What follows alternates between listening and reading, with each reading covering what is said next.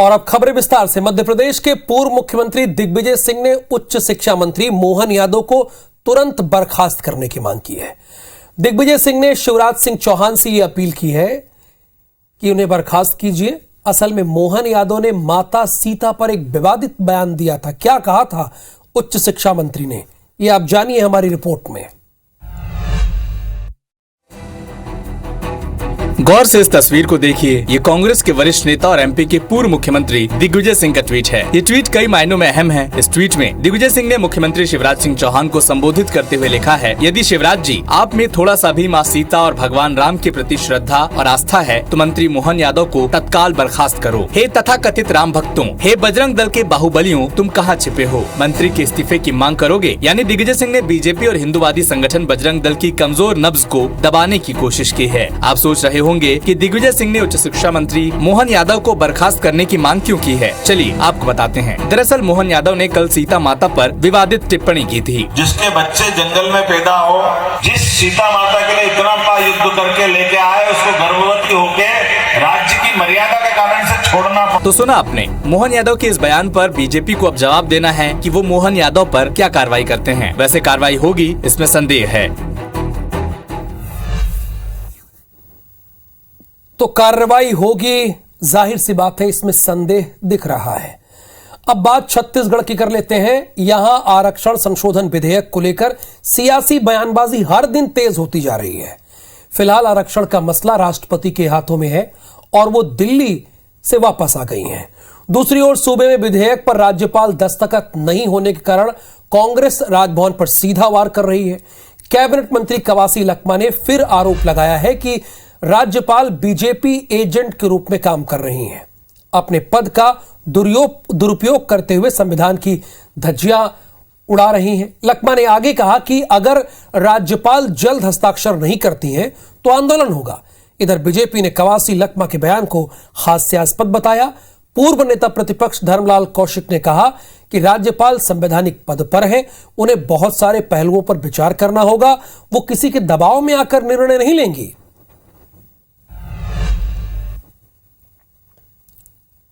एक संविधान पद में बैठकर एक राज्यपाल अपना पद को दुरुपयोग कर रही है। ये संविधान जो भीमराव अम्बेडकर का संविधान को धज्जा उड़ा रहा है। राज्यपाल किसी समाज, किसी पार्टी के नहीं होते, लेकिन भारतीय जनता पार्टी के सरकार में एजेंट के रूप में काम कर रहे हैं। कवासी लखमा कानून की बात करें तो ये बड़ा हास्यास्पद विषय है। महामहिम राज्यपाल के द्वारा जो सरकार को 10 बिंदु जो दी गई है कि उसकी जानकारी प्रस्तुत करे, आखिर कांग्रेस उसको प्रस्तुत क्यों नहीं कर पा रही है?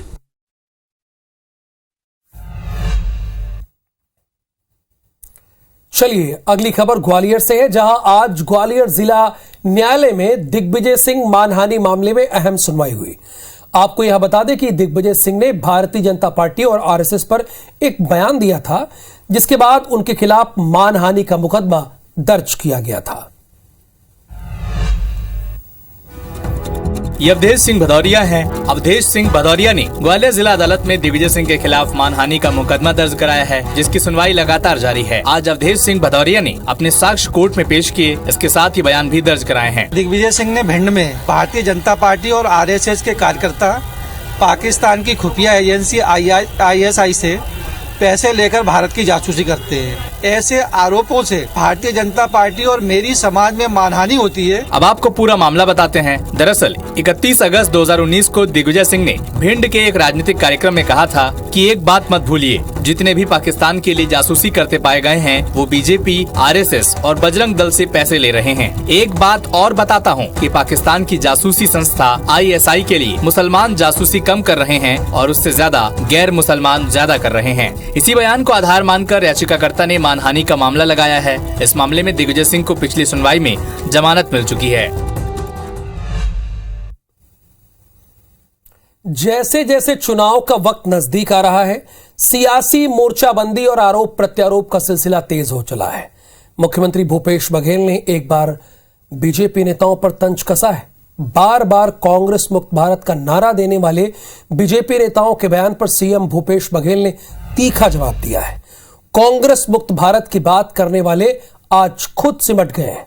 उन्होंने कहा कि अब कांग्रेस तो हिमाचल प्रदेश में भी खाता खोलकर आ गई, जबकि कर्नाटक, महाराष्ट्र और मध्य प्रदेश में बीजेपी की खरीदी फरोख्त वाली सरकार है।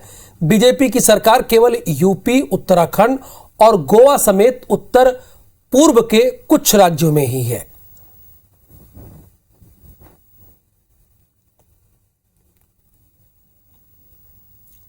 ये लोग तो कांग्रेस मुक्त भारत की बात कर रहे थे, अब वो खुद सिमटते जा रहे हैं। कर्नाटक,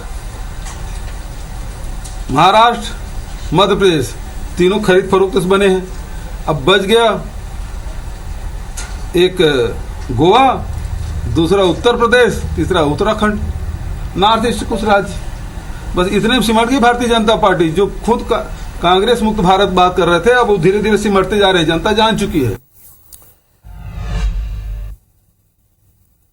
मध्य प्रदेश विधानसभा के शीतकालीन सत्र का आज तीसरा दिन था। आज तीसरे दिन अविश्वास प्रस्ताव पर चर्चा हुई। अब तक विधानसभा में हुआ क्या, वो आपको अपने रिपोर्ट में दिखा देते हैं।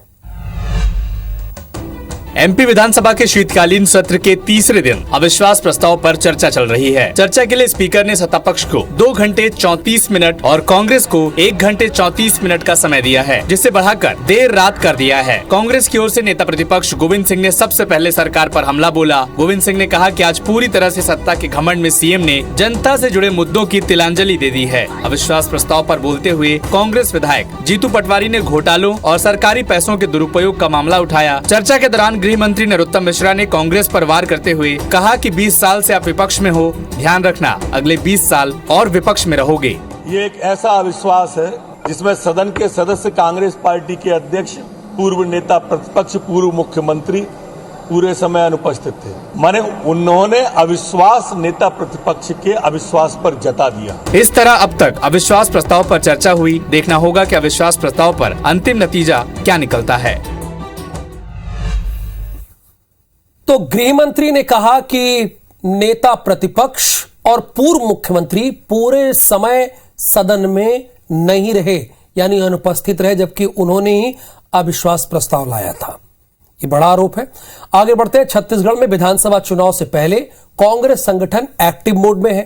कार्यकर्ताओं को रिचार्ज करने के लिए लगातार अभियान चला रही है, तो दूसरी ओर पार्टी नेता भी टिकट के लिए अपनी दावेदारी करनी शुरू कर दी है। ऐसे नेताओं कार्यकर्ताओं को प्रदेश कांग्रेस कमेटी की ओर से निर्देश जारी किया गया है। अगर वो चुनाव लड़ना चाहते हैं तो पहले संगठन में सभी पद से इस्तीफा देना होगा। पद छोड़े बिना अंतिम मौके पर दावेदारी मान्य नहीं होगी। पीसीसी चीफ मोहन मरकाम ने कहा कि यह एक सामान्य प्रक्रिया है जो पिछले सभी चुनावों में अपनाई जाती है, लेकिन इस बार इसका सख्ती से पालन किया जाएगा। अगर कोई कार्यकर्ता चुनाव लड़ने के इच्छुक है तो पहले पद का त्याग करे, फिर संगठन अपने हिसाब से आकलन करने के बाद टिकट का वितरण करेगी।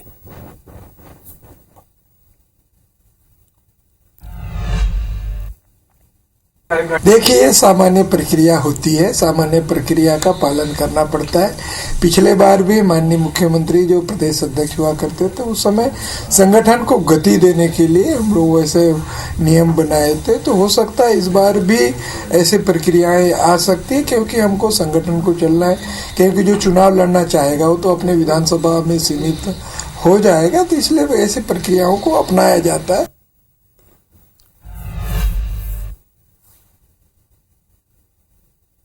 देखिए, ये सामान्य प्रक्रिया होती है, सामान्य प्रक्रिया का पालन करना पड़ता है।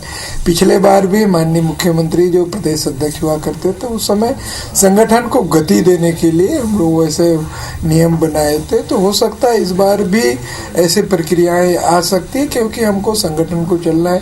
क्योंकि जो चुनाव लड़ना चाहेगा वो तो अपने विधानसभा में सीमित हो जाएगा, तो इसलिए ऐसी प्रक्रियाओं को अपनाया जाता है। केंद्रीय स्वास्थ्य मंत्री डॉक्टर मनसुख मंडाविया के एक खत पर सियासत हो रही है। यह खत मंडाविया ने राहुल गांधी को लिखा है।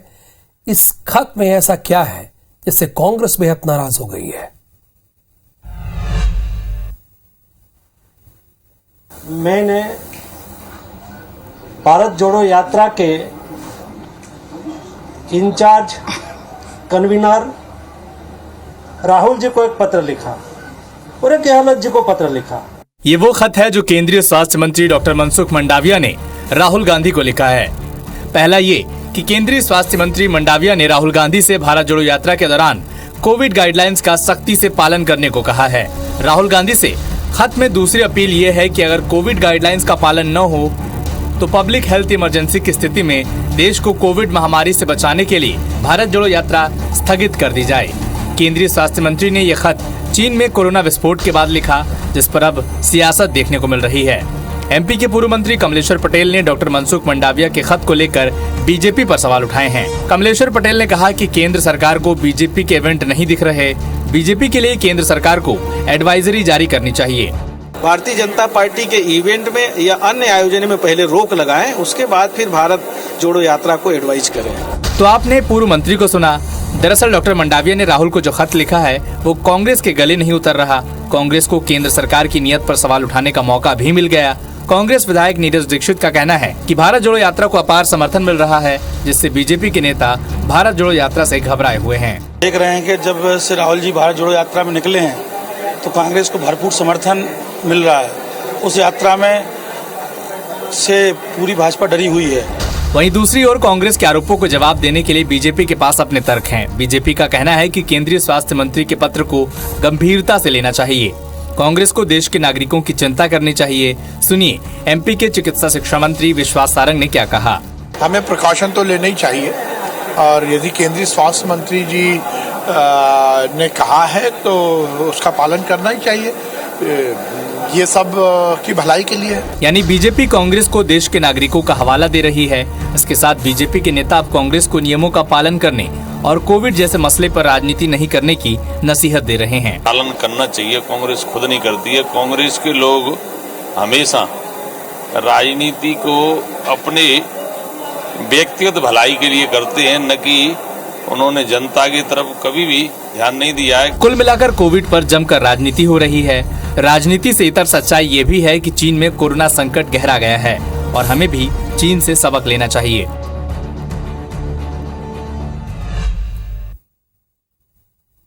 अगली खबर जबलपुर से। जबलपुर में पुलिस ने खालिस्तान समर्थक युवक को गिरफ्तार किया।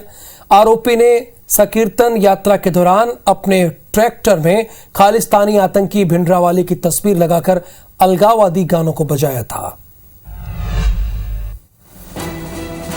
इस शख्स को देखिए, इसे जबलपुर पुलिस ने गिरफ्तार किया है। गिरफ्तार युवक का नाम प्रभजोत सिंह है, जो कि अलगाववादी संगठन के पूर्व सरगना जनरल सिंह भिंडरावाले का समर्थक है। बीते रविवार यानी 18 दिसंबर को सिख समाज के संकीर्तन यात्रा में आरोपी युवक ने अपने ट्रैक्टर में खालिस्तानी आतंकी जनरल सिंह भिंडरावाले की फोटो लगाई थी और आपत्तिजनक कैप्शन लिखे हुए थे। इसी दौरान उसने अलगाववादी पंजाबी गीत भी बजाए थे।